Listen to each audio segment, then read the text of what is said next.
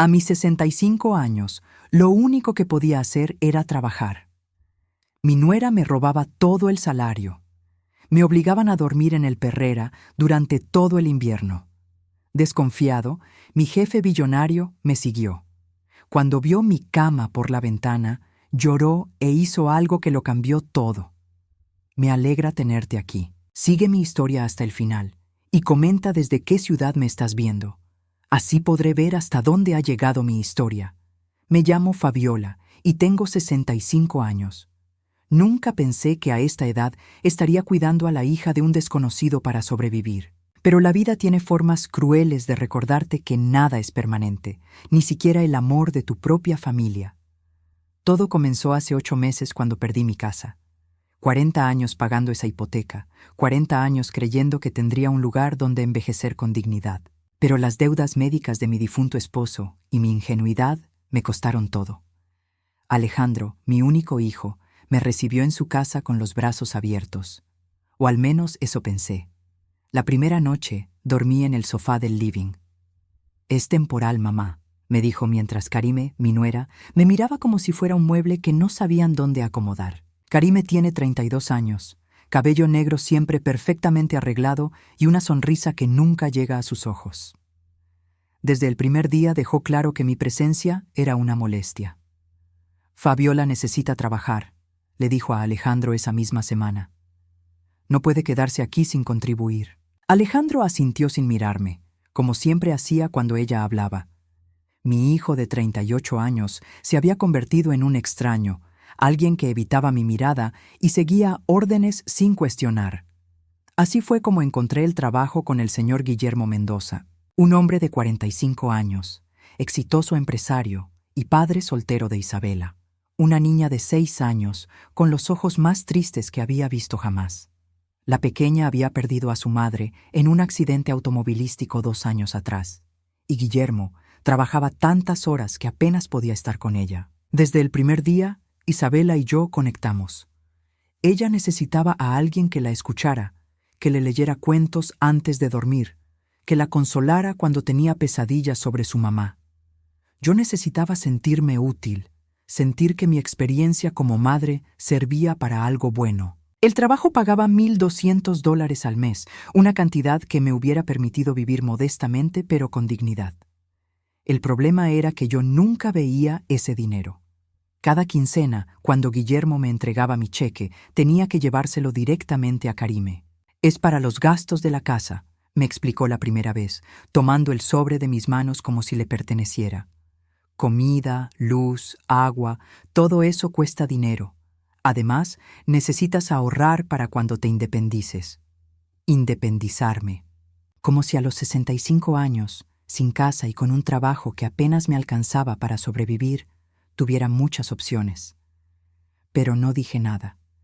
Karime tenía esa forma de hablar que convertía sus órdenes en favores, sus humillaciones en consejos bien intencionados.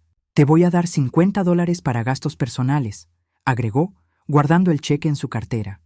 «Es más de lo que necesitas, considerando que aquí no pagas renta». $50 para transporte, medicinas, cualquier emergencia. $50 de los 1,200 que ganaba con tanto esfuerzo. Las primeras semanas dormí en el sofá del living. Era incómodo, pero al menos estaba caliente. Entonces llegó octubre y Karime anunció que necesitaban el espacio. «Mi hermana viene a visitarnos por un mes», explicó. «Vas a tener que dormir en otro lado». Ese otro lado resultó ser la casita del perro en el patio trasero. La primera noche que me acosté en esa estructura de madera de 2 metros por 1,5, con un colchón delgado que Karime había encontrado en el sótano, pensé que era temporal. 1 semana, máximo 2. Pero las semanas se convirtieron en meses, y cuando llegó diciembre con sus noches gélidas, yo seguía durmiendo allí. «Es más cómodo que el sofá», me consolé a mí misma mientras me acurrucaba bajo 3 mantas delgadas, escuchando el viento filtrarse por las rendijas de madera. Al menos tengo privacidad. Pero las mentiras que nos contamos para sobrevivir solo funcionan por un tiempo. La verdad era que tenía frío, mucho frío. Mis huesos dolían por las mañanas, mis articulaciones se quejaban cada vez que intentaba moverme después de una noche en esa casita helada. Pero no me quejaba. No podía quejarme. Alejandro trabajaba como guardia de seguridad en un centro comercial. Ganaba lo suficiente para mantener la casa, pero no lo suficiente para los gustos de Karime. Ella no trabajaba. Decía que estaba buscando la oportunidad perfecta. Pero yo la veía pasar las tardes viendo televisión o navegando en su teléfono. Mi salario se había convertido en parte esencial de su presupuesto familiar. En el trabajo, trataba de mantener las apariencias. Isabela me preguntaba por qué a veces temblaba, por qué mis manos estaban siempre frías. «Es la edad, mi amor», le decía, frotando mis palmas para darles calor. «Las abuelitas siempre tenemos frío». Guillermo era gentil conmigo, respetuoso, pero manteníamos una relación estrictamente profesional. Llegaba temprano por las mañanas, cuando él se preparaba para ir a la oficina, y me quedaba hasta que regresaba por las noches. A veces llegaba tan tarde que Isabela ya estaba dormida. En esas ocasiones me veía cansado, culpable, como si llevara el peso del mundo sobre los hombros. «Gracias por todo lo que hace por Isabela», me decía, entregándome mi cheque. «No sé qué haríamos sin usted». Yo sonreía y asentía, guardando el sobre en mi bolso, sabiendo que en una hora estaría en las manos de Karime. Guillermo no sabía que su gratitud y generosidad se desvanecían en cuanto yo cruzaba la puerta de la casa de mi hijo. Una tarde de enero, Isabela encontró una foto mía en mi cartera mientras buscaba una banda elástica para su cabello. Era una foto vieja, de cuando tenía su edad, tomada en el patio de la casa donde crecí. En la imagen, yo sonreía abrazada a mi madre, ambas paradas frente a una casa pequeña pero acogedora, con un jardín lleno de flores. «¿Esta es tu casa, Fabi?», me preguntó, usando el apodo cariñoso que había inventado para mí. Sus ojitos brillaban con curiosidad mientras estudiaba la fotografía. Sentí un nudo en la garganta. «Era mi casa cuando era pequeña como tú», le expliqué, recuperando suavemente la foto. «Ahora vivo con mi hijo y su esposa». «¿Te gusta vivir ahí?», preguntó con esa honestidad brutal que tienen los niños. Me quedé callada por un momento, mirando su carita expectante. ¿Cómo explicarle a una niña de 6 años que no tenía hogar? ¿Que la persona que debería amarme incondicionalmente me trataba como una carga?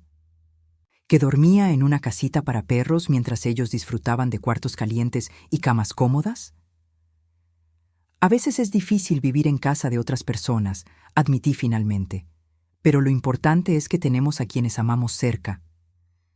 Isabela asintió solemnemente, como si entendiera más de lo que debería a su edad. Luego me abrazó fuerte. Y por un momento sentí que tal vez todo este sufrimiento tenía algún propósito. Tal vez estaba ahí para darle a esta niña el amor que yo no estaba recibiendo en casa.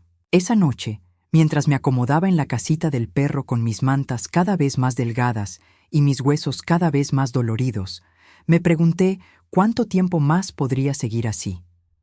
El invierno parecía eterno, y yo me sentía como si estuviera desapareciendo poco a poco, convirtiéndome en una sombra de quien había sido. No sabía que alguien había comenzado a notar mi sufrimiento. Guillermo Mendoza no era un hombre que notara detalles sin importancia. En sus 45 años había aprendido a leer a las personas, a detectar las mentiras en las sonrisas forzadas y a reconocer cuando algo no estaba bien. Era una habilidad que había desarrollado en los negocios, pero que últimamente aplicaba más a su vida personal desde que Isabela había llegado a ella después de la tragedia. Había contratado a varias niñeras antes que Fabiola, mujeres jóvenes que veían el trabajo como temporal, que no conectaban realmente con Isabela, que parecían más interesadas en el salario que en el bienestar de su hija. Cuando Fabiola llegó 8 meses atrás, la diferencia fue inmediata. Isabela se iluminaba cuando la veía, corría a abrazarla, le contaba secretos que ni siquiera compartía con él. Pero durante las últimas semanas, Guillermo había comenzado a notar cosas extrañas. Pequeños detalles que no encajaban con la imagen de la mujer serena y cálida que cuidaba a su hija todos los días. La primera señal fue cuando Fabiola se desmayó. Había sido un martes por la mañana. Guillermo estaba en su estudio revisando unos contratos cuando escuchó a Isabela gritar. Corrió a la sala y encontró a Fabiola sentada en el piso, pálida como el papel, mientras Isabela le traía un vaso de agua con sus pequeñas manos temblorosas. «¿Qué pasó?», preguntó Guillermo, arrodillándose junto a ella. «Nada grave», murmuró Fabiola, intentando ponerse de pie. «Solo un poco de mareo. No desayuné bien esta mañana». Guillermo la ayudó a sentarse en el sofá y se fijó en que sus manos temblaban. No era un temblor nervioso, era el temblor de alguien que tenía frío, mucho frío. Pero la calefacción estaba funcionando perfectamente. La casa estaba cálida. «¿Cuándo fue la última vez que comió?», le preguntó con suavidad. Fabiola evitó su mirada. «Anoche cené normalmente», pero había algo en su forma de responder, en cómo se tocaba inconscientemente el estómago, que le hizo dudar. Le preparó un desayuno abundante y se quedó hasta asegurarse de que se lo comiera todo. Durante el resto del día, la observó discretamente.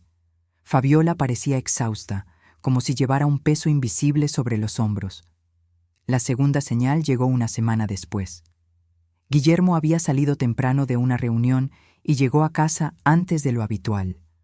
Encontró a Fabiola limpiando la sala con movimientos lentos, casi dolorosos. Su ropa, que siempre había sido modesta pero pulcra, estaba arrugada y parecía haber sido lavada tantas veces que había perdido su forma original. «Fabiola, ¿está bien?», preguntó, notando cómo evitaba doblarse completamente al recoger los juguetes de Isabela. «Perfectamente bien, señor Mendoza», respondió rápidamente, enderezándose con una sonrisa que no alcanzaba sus ojos. Pero él había visto el gesto de dolor que trató de esconder.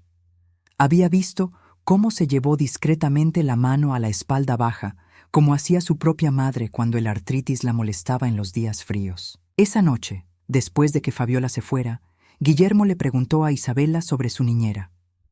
«¿Fabi está contenta aquí contigo?», le preguntó mientras la arropaba en su cama. Isabela frunció el ceño, pensativa. «A veces Fabi está triste», admitió.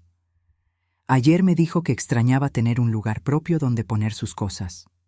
«¿Te contó dónde vive?». «Con su hijo», respondió Isabela. «Pero dice que es difícil vivir en casa de otras personas. Y siempre tiene frío, papá. Siempre está frotándose las manos». Guillermo sintió una punzada de preocupación. Fabiola ganaba $1,200 al mes trabajando para él. Era un salario decente que debería permitirle vivir cómodamente, al menos cubrir sus necesidades básicas. ¿Por qué parecía estar pasando dificultades? La tercera señal fue la más alarmante. Un viernes por la tarde, Guillermo regresó de la oficina y encontró a Fabiola dormida en el sofá mientras Isabela jugaba silenciosamente con sus muñecas en el piso. Era inusual. Fabiola nunca se dormía durante el trabajo. Se acercó con cuidado y notó que tenía los labios ligeramente azules, como si hubiera estado expuesta al frío por mucho tiempo. La despertó suavemente tocando su hombro. Ella se sobresaltó y se disculpó profusamente, explicando que había tenido una noche difícil. Pero cuando se incorporó, Guillermo vio que había una marca extraña en su mejilla, como si hubiera estado presionada contra algo áspero durante horas. «Fabiola», dijo con voz firme pero gentil, «necesitamos hablar». Se sentó frente a ella, estudiando su rostro cansado. Había perdido peso en los últimos meses, sus pómulos se veían más prominentes y tenía ojeras que el maquillaje no lograba disimular completamente. «¿Está teniendo problemas en casa?», preguntó directamente. La pregunta la tomó por sorpresa. Sus ojos se llenaron de lágrimas que parpadeó rápidamente para contener. «No, señor Mendoza, todo está bien».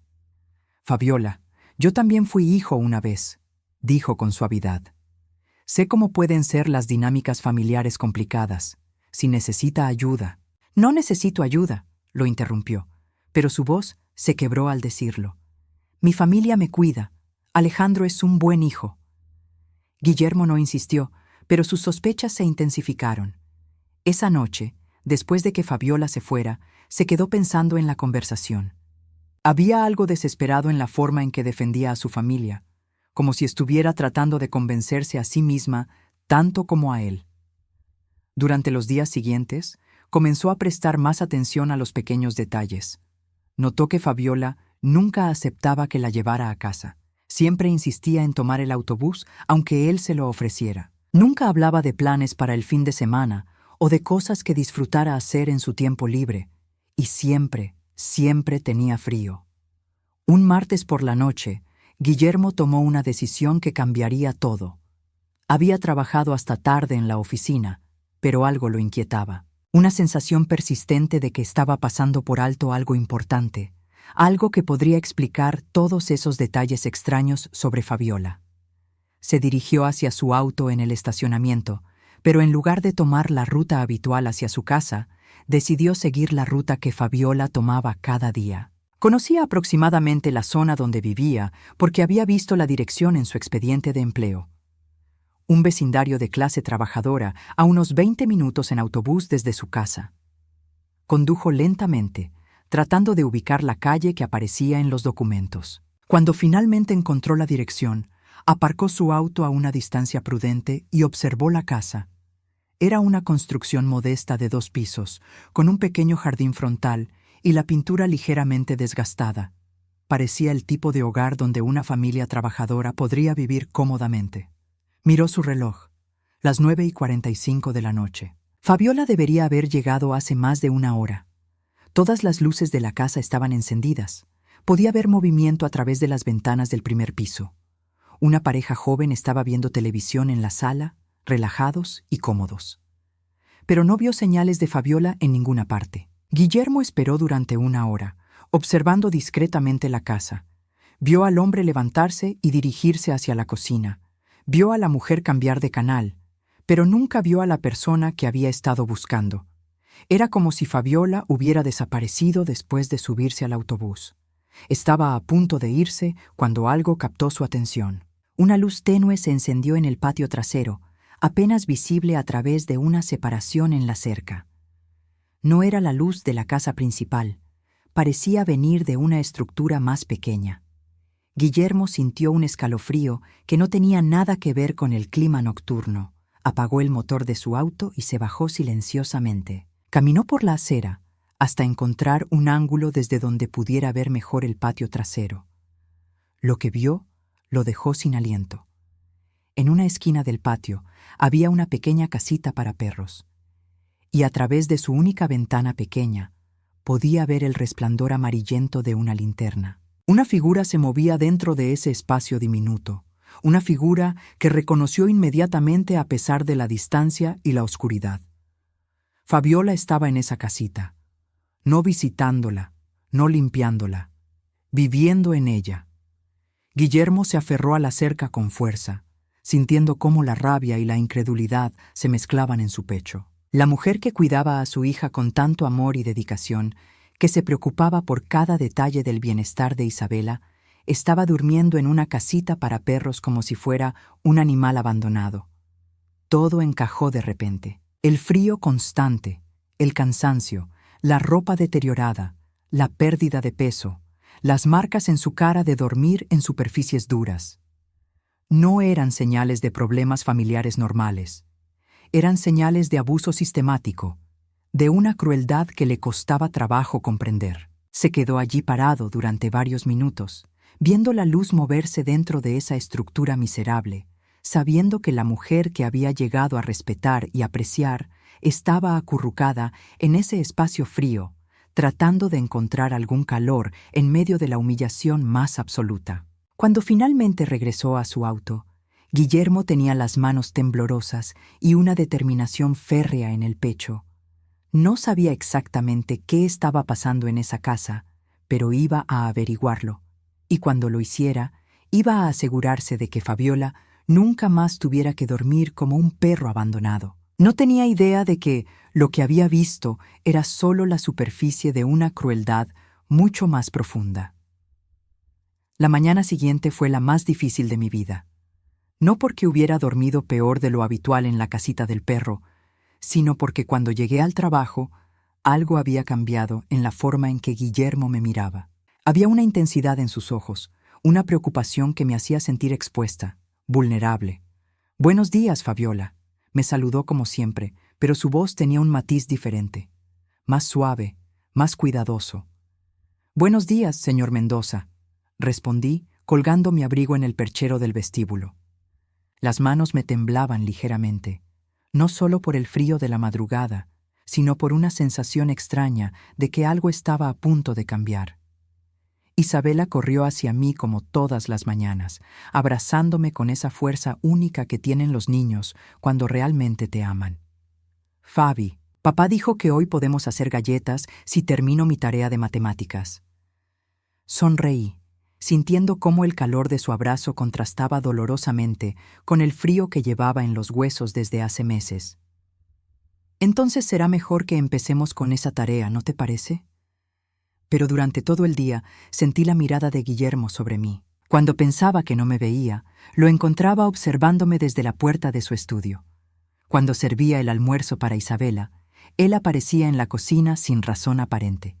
Era como si estuviera estudiándome, tratando de confirmar algo que ya sospechaba. Alrededor de las 3 de la tarde, mientras Isabela hacía la siesta, Guillermo se acercó a mí con 2 tazas de café. ¿Podemos hablar?, preguntó, ofreciéndome una de las tazas. Mi estómago se retorció. Las conversaciones serias nunca traían nada bueno, pero asentí y lo seguí hasta la sala, sentándome en el borde del sofá como si estuviera lista para salir corriendo en cualquier momento. Guillermo se sentó frente a mí, sus ojos marrones fijos en mi rostro con una intensidad que me hizo querer esconderme. «Fabiola», comenzó con voz suave. Anoche conduje por su vecindario. Sentí como si el aire hubiera sido aspirado de mis pulmones. «¿Por qué haría eso, señor Mendoza?» «Porque estoy preocupado por usted», admitió, inclinándose hacia adelante. «He notado muchas cosas que me inquietan.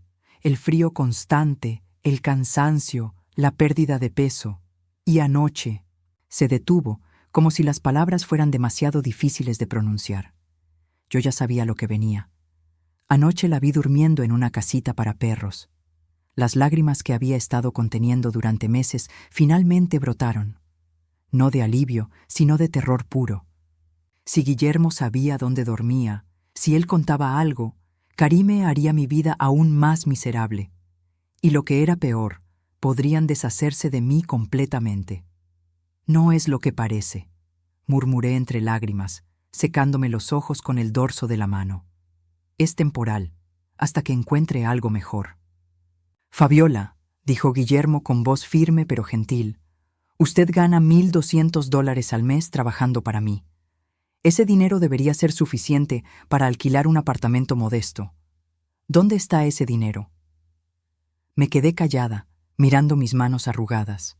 ¿Cómo explicarle que mi propio hijo me trataba como un cajero automático? ¿Que la mujer que había entrado en su vida me había convertido en menos que nada? «Su familia se queda con su salario, ¿verdad?», preguntó con una suavidad que me partió el corazón. Asentí muy despacio, sin poder levantar la vista. «Dicen que es para contribuir con los gastos de la casa. Es justo, supongo. Ellos me dan techo». «¿Techo?». La voz de Guillermo subió una octava. «¿Llama techo a una casita para perros? Fabiola, por favor, míreme». Levanté la vista y vi algo en sus ojos que no había visto en mucho tiempo. Indignación en mi nombre. Alguien estaba furioso por lo que me estaba pasando. «Esto no es contribuir a los gastos de una casa», continuó.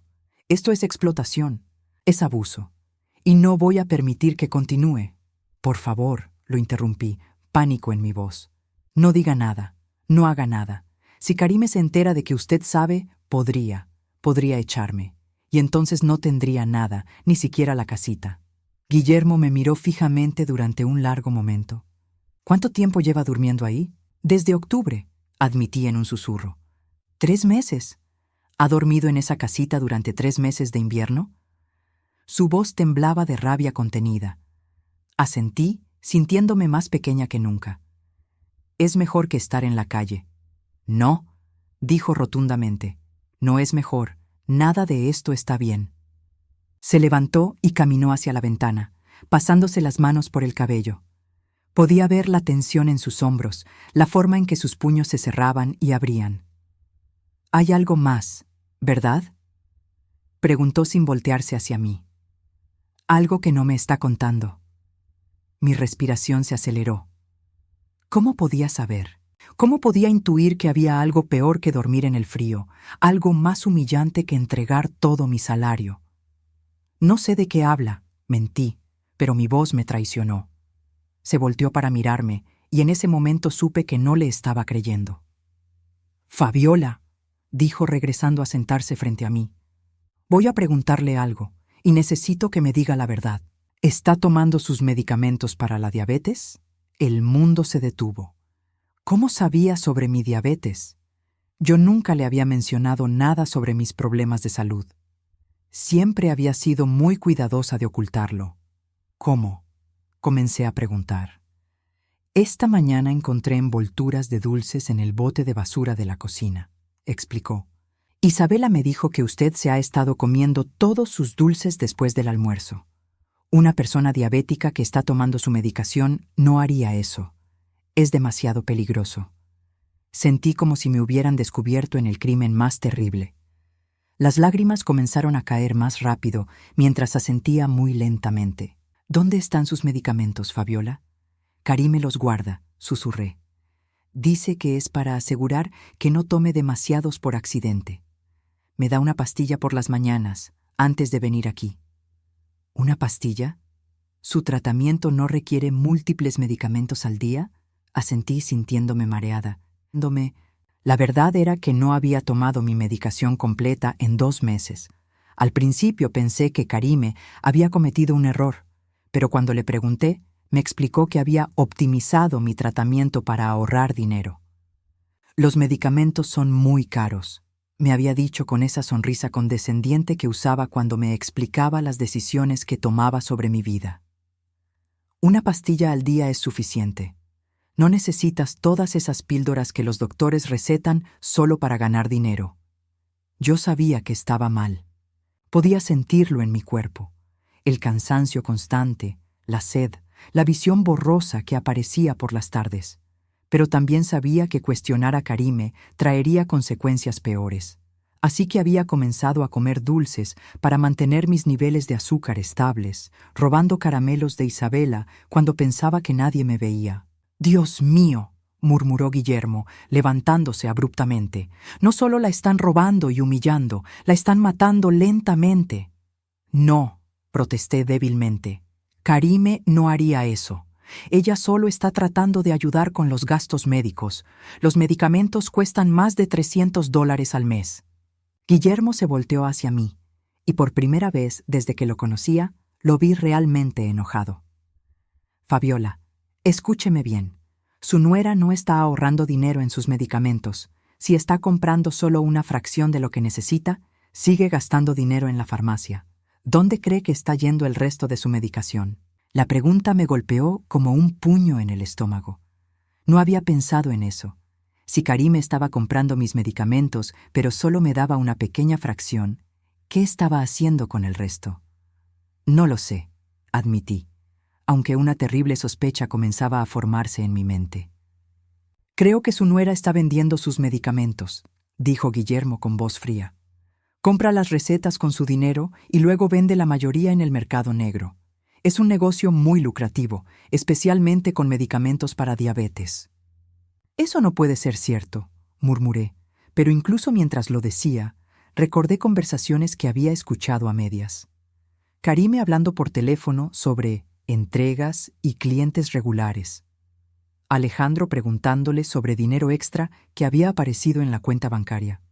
«¿Ha visto alguna vez las cajas de sus medicamentos?», preguntó Guillermo. Negué con la cabeza. Karime siempre decía que había tirado las cajas para ahorrar espacio, que guardaba las pastillas en organizadores especiales. «Fabiola», dijo Guillermo, sentándose nuevamente y tomando mis manos entre las suyas. «Lo que le están haciendo no es solo cruel, es criminal. Y si no interviene pronto, su salud se va a deteriorar irreversiblemente». Miré nuestras manos unidas y sentí algo que no había experimentado en meses: esperanza. Pero inmediatamente la aplasté. La esperanza era peligrosa. La esperanza me haría vulnerable a una desilusión aún más grande. «No puedo hacer nada», le dije. «No tengo a dónde ir. No tengo dinero. Si me confronto con ellos, terminaré en la calle». No, dijo firmemente. Eso no va a pasar. No voy a permitir que eso pase. En ese momento Isabela apareció en la puerta, frotándose los ojos después de su siesta. ¿Por qué Fabi está llorando?, preguntó con preocupación. Guillermo me soltó las manos y se dirigió hacia su hija. Fabi está un poco triste, princesa, pero papá va a ayudarla a sentirse mejor. Isabela se acercó a mí y me abrazó fuerte. Te quiero, Fabi, murmuró contra mi hombro. No quiero que estés triste. Mientras abrazaba a esta niña que me había dado más amor en 8 meses que mi propia familia en años, supe que Guillermo tenía razón. No podía seguir así. Pero tampoco sabía si tendría el valor para hacer lo que fuera necesario para cambiar mi situación. Lo que no sabía era que Guillermo ya había comenzado a planear algo que cambiaría todo para siempre.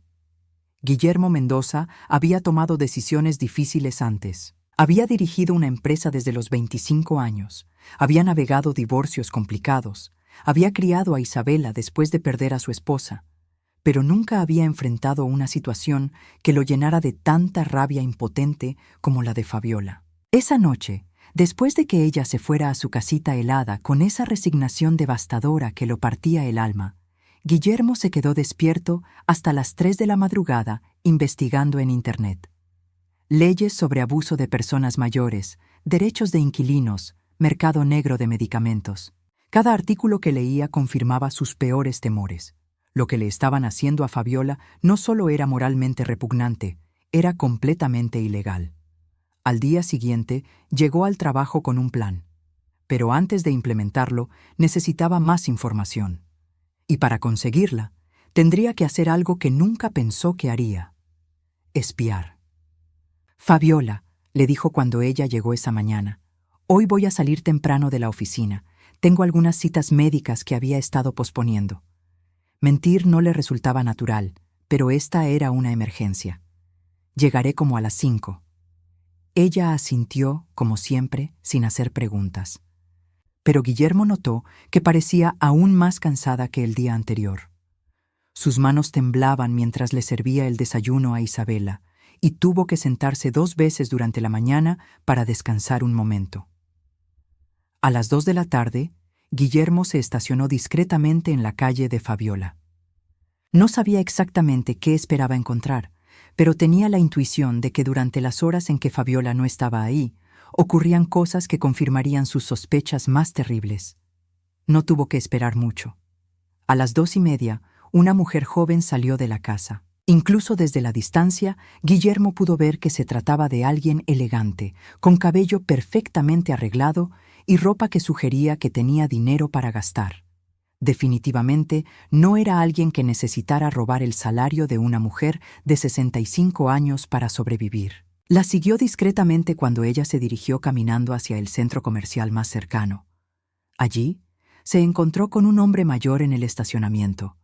Guillermo se acercó lo suficiente para escuchar parte de la conversación. ¿Trajiste la insulina?, preguntó el hombre. La mujer, que Guillermo asumió era Karime, asintió y le entregó una pequeña bolsa. 3 viales, como pediste, $200. ¿Están completos? La última vez uno ya había sido abierto. Están nuevos, le aseguró Karime. Mi suegra ni siquiera sabe que existen.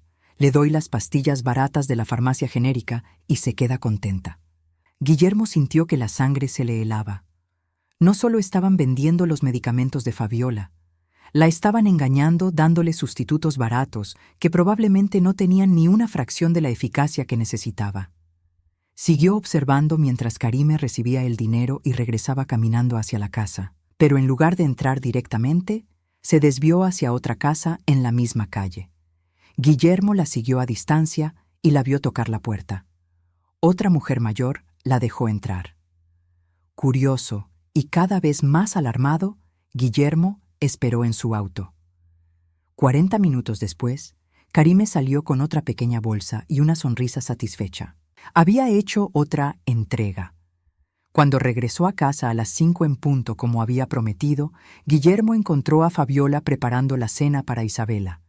Parecía agotada, casi al punto del colapso, pero seguía trabajando con esa dedicación inquebrantable que la caracterizaba. «¿Cómo se siente hoy?», le preguntó, estudiando su rostro pálido. «Bien», mintió, pero tuvo que apoyarse en el mostrador de la cocina cuando pensó que él no estaba mirando. Esa noche, Guillermo tomó una decisión que sabía que podría traer consecuencias complicadas, pero que era absolutamente necesaria. Después de acostar a Isabela, hizo una llamada a su abogado personal. «Marcus», dijo cuando su amigo contestó el teléfono, «necesito que investigues algo urgente. Es sobre abuso de personas mayores y posible tráfico de medicamentos». La conversación duró 1 hora. Al final, Marcus le confirmó lo que ya sospechaba. Si podían probar que Karime estaba vendiendo los medicamentos de Fabiola, enfrentaría cargos federales. Y si podían demostrar que esto estaba afectando deliberadamente su salud, los cargos serían aún más graves. «Pero necesitamos evidencia sólida», le advirtió Marcus. «Testimonios, fotos, documentos, y la víctima tiene que estar dispuesta a testificar». Ahí estaba el problema. Fabiola estaba tan aterrorizada de perder lo poco que tenía que nunca accedería a denunciar a su propia familia. Guillermo necesitaba encontrar otra manera. Al día siguiente implementó la segunda fase de su plan. «Fabiola», le dijo durante el desayuno, «quiero que vea a mi médico personal, solo como precaución, para asegurarme de que está bien de salud». Ella se tensó inmediatamente. «No es necesario, señor Mendoza. Estoy bien». «Por favor», insistió, «es importante para mí. Como su empleador, necesito asegurarme de que está recibiendo la atención médica adecuada. El seguro de la empresa cubrirá todos los gastos». Tardó 30 minutos de persuasión gentil, pero finalmente aceptó. Guillermo programó la cita para ese mismo día. 3 horas después, estaba sentado en el consultorio del doctor Harrison junto a Fabiola, escuchando un diagnóstico que lo llenó de una furia asesina. «Sus niveles de glucosa están peligrosamente altos», explicó el doctor, mirando los resultados de los análisis de sangre. «¿Cuánto tiempo lleva sin tomar su medicación completa?». Fabiola miró a Guillermo con pánico antes de murmurar: «He estado tomando mis pastillas todos los días». El doctor frunció el ceño. «¿Podría traer sus medicamentos la próxima vez? Me gustaría revisar exactamente qué está tomando, porque estos niveles sugieren que su tratamiento no está funcionando en absoluto». «Yo no tengo los medicamentos conmigo», admitió Fabiola.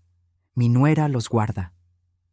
«¿Su nuera los guarda?», repitió el doctor, intercambiando una mirada significativa con Guillermo. «¿Por alguna razón particular?». «Dice que es más seguro así», murmuró Fabiola, claramente incómoda. El doctor Harrison había trabajado con Guillermo durante años y conocía su carácter. Cuando Guillermo le hizo una seña discreta, entendió que había algo más complejo ocurriendo. «Señora Fabiola», dijo el doctor con gentileza, «me gustaría hacerle algunas preguntas adicionales, si no le molesta. ¿Podría decirme exactamente qué medicamentos está tomando y con qué frecuencia?». Durante los siguientes 20 minutos, la verdad completa emergió.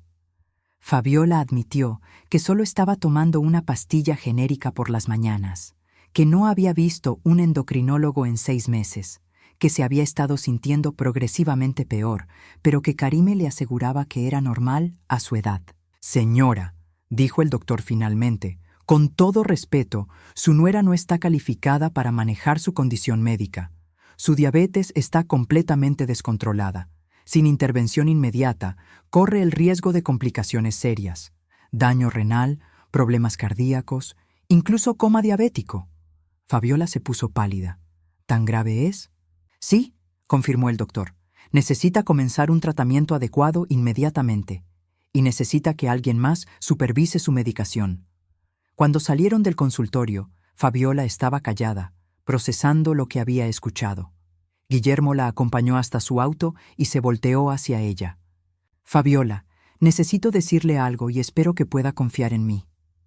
Ella lo miró con ojos cansados y asustados. «Ayer seguí a su nuera», admitió. «La vi vendiendo medicamentos en el estacionamiento del centro comercial. Los medicamentos que deberían ser suyos». La confesión la golpeó como un martillo. Se cubrió la boca con ambas manos, lágrimas corriendo por sus mejillas. No, murmuró. No puede ser verdad. Sé que es difícil de creer, dijo Guillermo suavemente. Pero tengo que preguntarle, ¿hay algún otro secreto que Karime le haya pedido que guarde? ¿Algo más que ella esté haciendo que usted sabe que está mal? Fabiola se quedó callada durante un largo momento, luchando consigo misma. Finalmente, con voz quebrada, susurró algo que hizo que Guillermo sintiera que el mundo se tambaleaba. Ella me filma a veces, cuando estoy en la casita. Dice que es para mostrarle a Alejandro cómo me porto cuando él no está en casa. ¿La filma durmiendo en la casita del perro?, preguntó Guillermo, su voz llena de incredulidad. Fabiola asintió, avergonzada.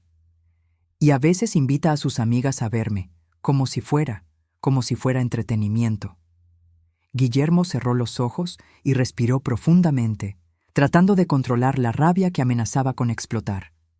No era solo abuso.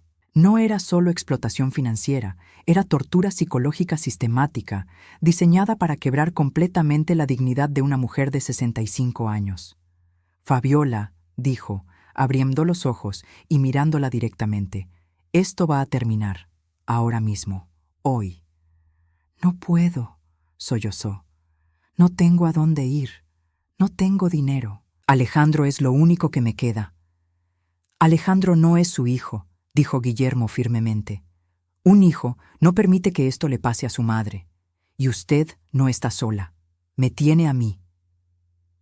Esa noche, mientras Fabiola dormía en su casita helada sin saber que sería la última vez, Guillermo finalizó un plan que cambiaría todo para siempre. Lo que no sabía era que al día siguiente todo estallaría de una manera que nadie había anticipado. La mañana del viernes amaneció diferente.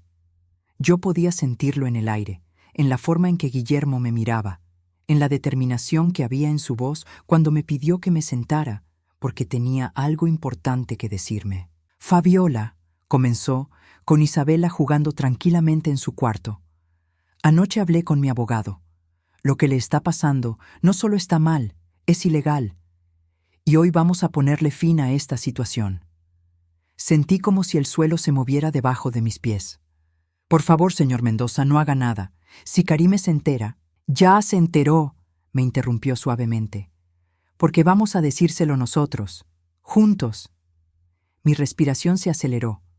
No puedo enfrentarlos. Usted no entiende cómo es Karime cuando se enoja. Y Alejandro, él siempre la defiende.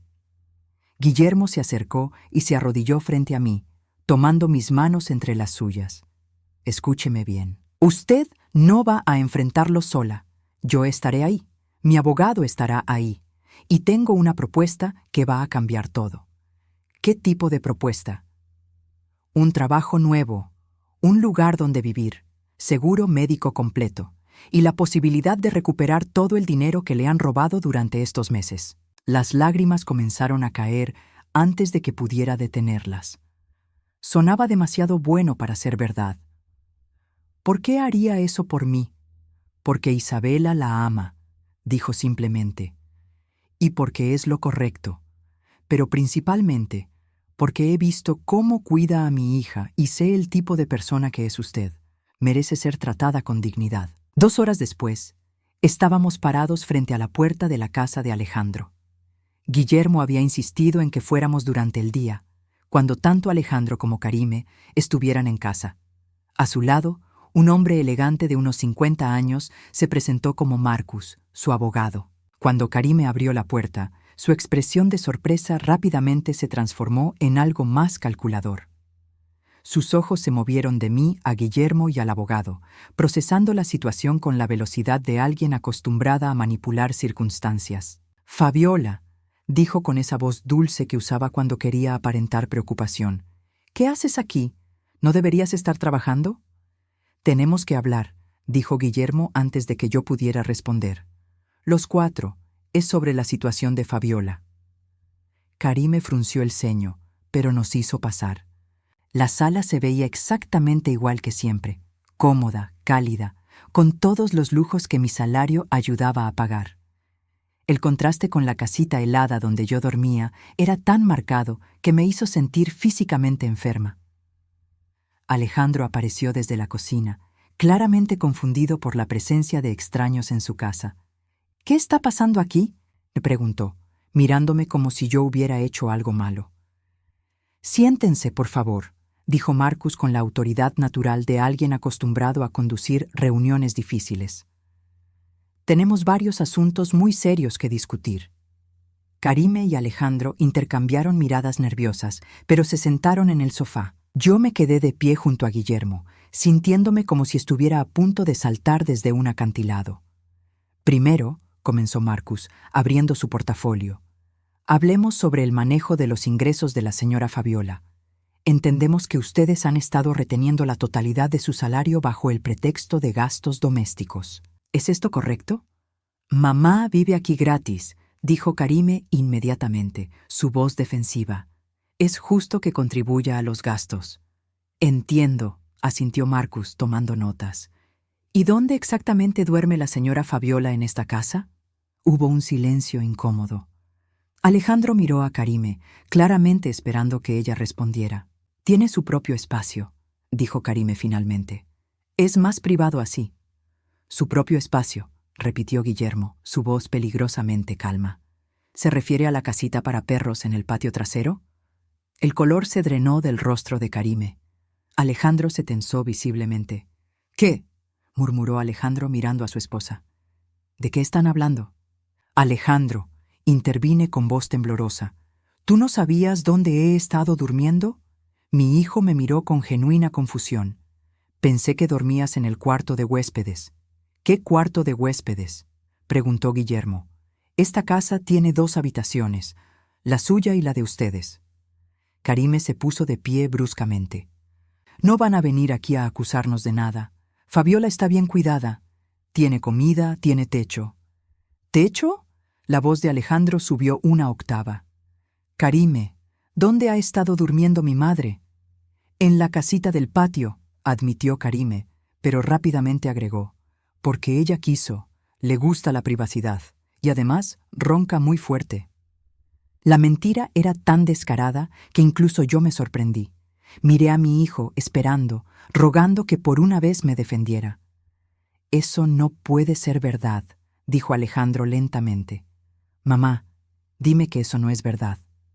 «Es verdad», susurré, las palabras saliendo como cuchillos de mi garganta. «He estado durmiendo ahí desde octubre».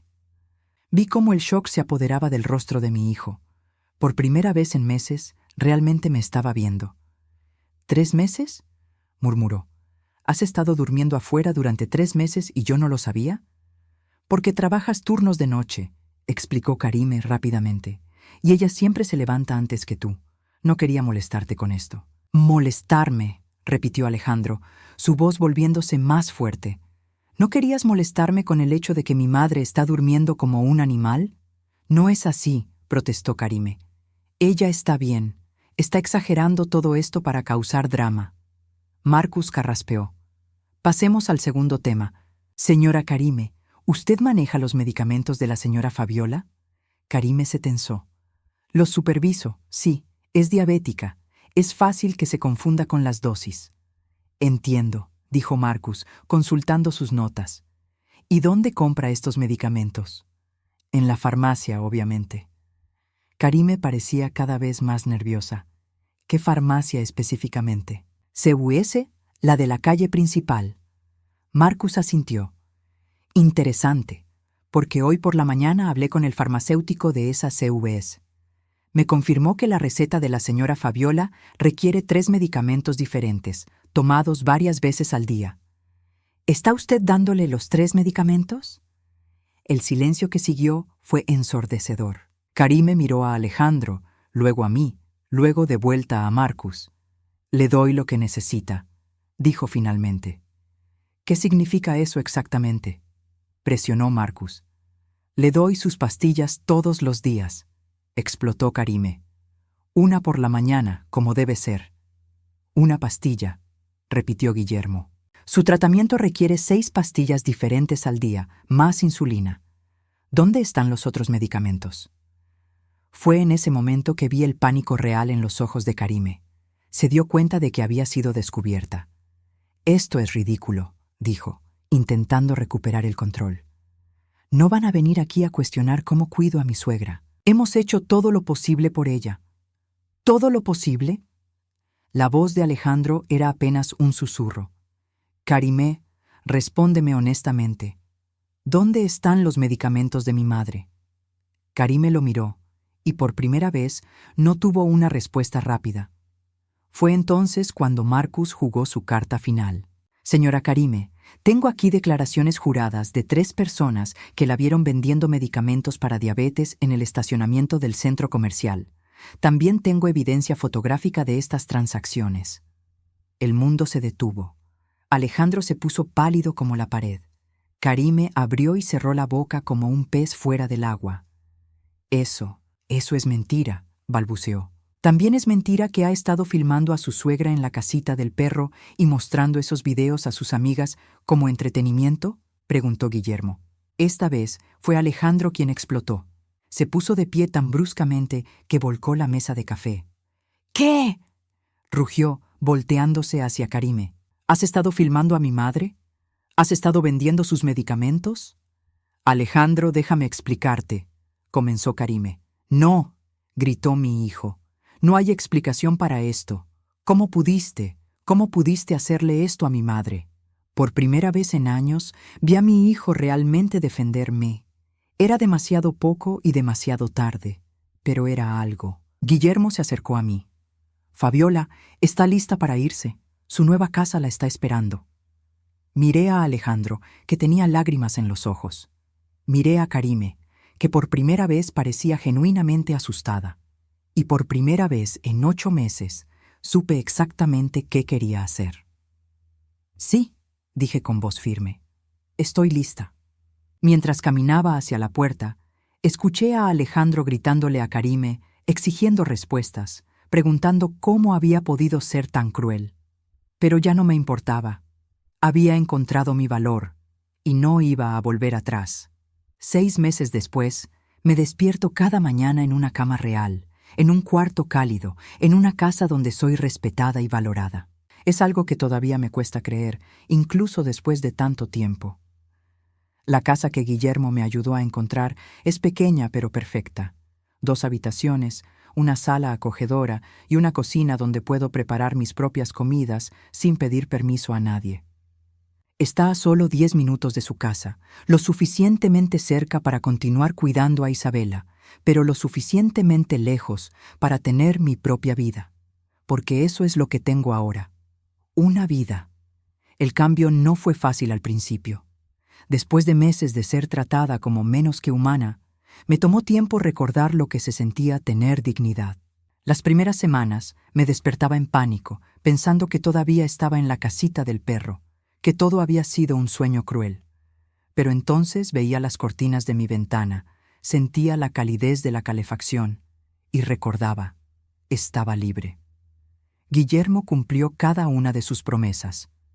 Me ayudó a establecer mi propia cuenta bancaria, donde ahora se deposita mi salario completo cada quincena. Me ayudó a encontrar un médico excelente que me puso en un tratamiento adecuado para mi diabetes. En solo 3 meses, mis niveles de azúcar se estabilizaron completamente. Ya no me siento constantemente cansada. Ya no tengo que robar dulces para mantenerme funcionando.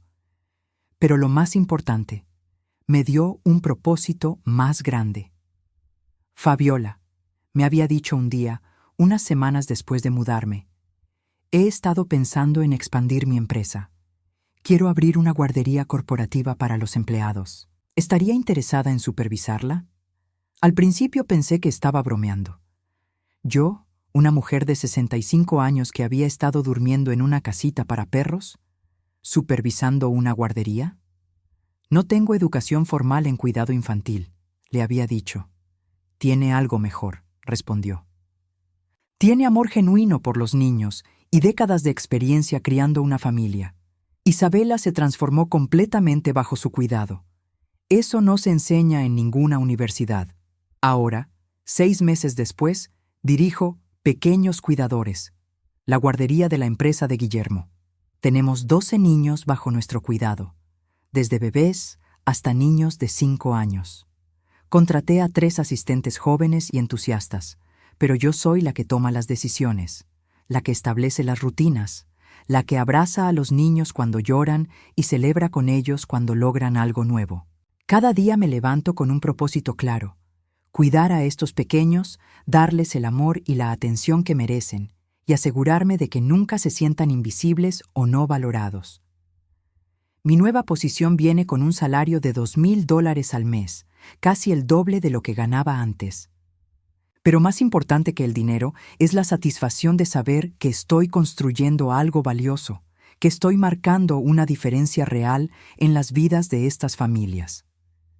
Isabela sigue siendo especial para mí. Ahora viene a la guardería después de la escuela y me ayuda con los niños más pequeños. Se ha convertido en una hermana mayor maravillosa, leyéndoles cuentos y ayudándolos con sus proyectos de arte. Ver cómo ha florecido me llena de orgullo y alegría.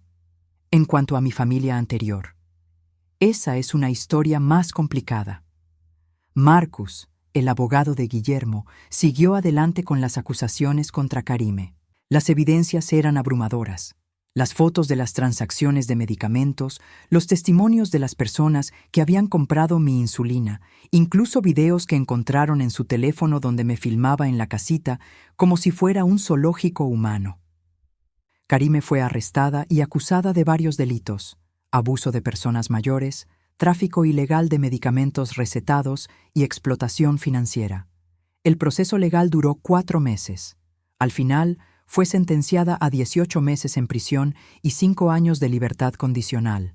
También fue obligada a pagarme una compensación de $15,000 por los daños causados. Alejandro, mi pobre Alejandro. Cuando finalmente entendió la magnitud de lo que había permitido que pasara, se desmoronó completamente. Vino a buscarme un mes después de que me mudé, llorando y pidiendo perdón. Mamá, me había dicho, no sabía. Te juro que no sabía dónde estabas durmiendo. Yo trabajaba turnos de noche, llegaba cuando tú ya te habías ido, salía cuando tú aún no habías vuelto.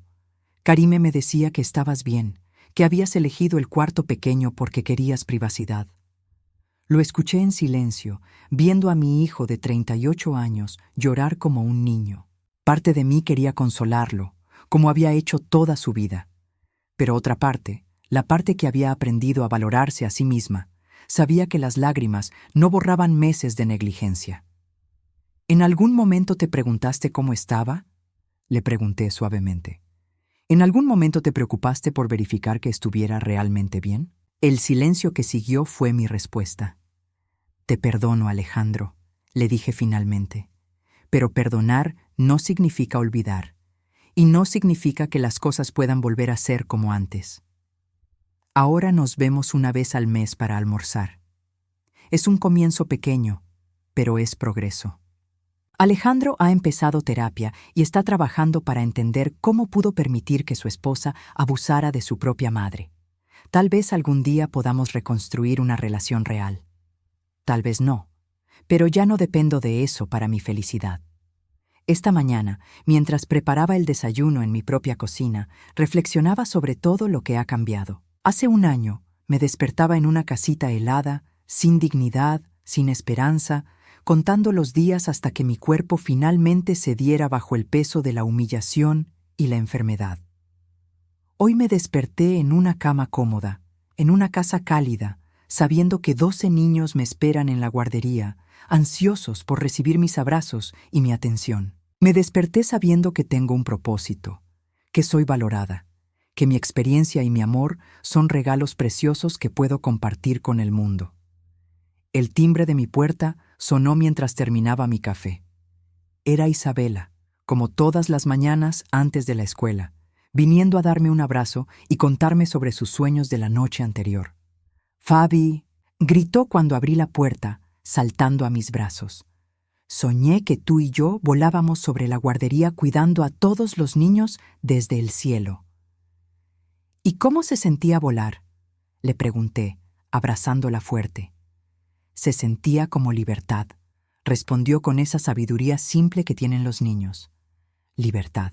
Sí, eso es exactamente lo que se siente. Mientras caminábamos juntas hacia su casa, donde Guillermo nos esperaba con el auto para llevarnos a nuestros respectivos destinos, pensé en todas las mujeres de mi edad que podrían estar pasando por situaciones similares a la que yo viví. Mujeres que han perdido su poder, su voz, su dignidad, a manos de familiares que deberían protegerlas. Quiero que sepan que nunca es demasiado tarde para reclamar tu vida. Nunca es demasiado tarde para encontrar tu valor. Y nunca estás tan sola como crees.